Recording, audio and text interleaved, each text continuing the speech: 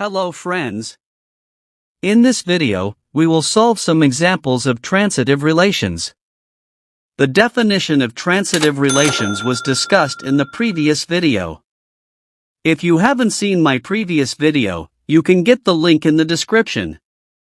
Let me quickly go through the definition here again.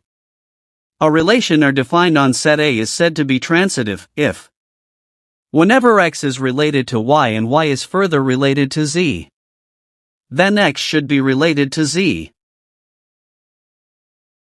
We will use some tools to help us conclude about transitivity. The first tool says that if the matrix of R squared is the same as the matrix of R, then R is transitive. If you don't know how to compute the matrix associated with a relation, then you can check my previous videos. Moving to the second tool, which says that if the non-zero entries of M R squared are present in M are at the same position, then R is transitive.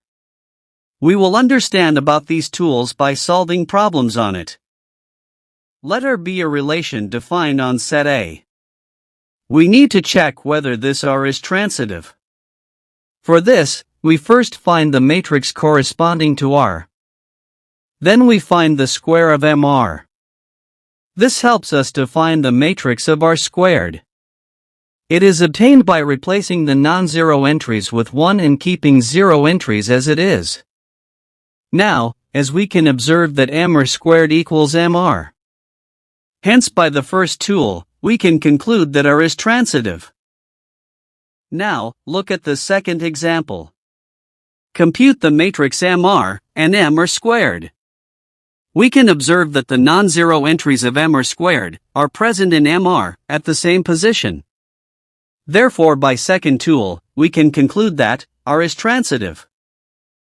Now see this non-transitive example. We go ahead and find the matrix MR and MR squared. Here we observe a non-zero entry at a new position. This implies that R is not transitive. Super duper easy, right? I hope you enjoyed this video. For more such videos, subscribe to my channel.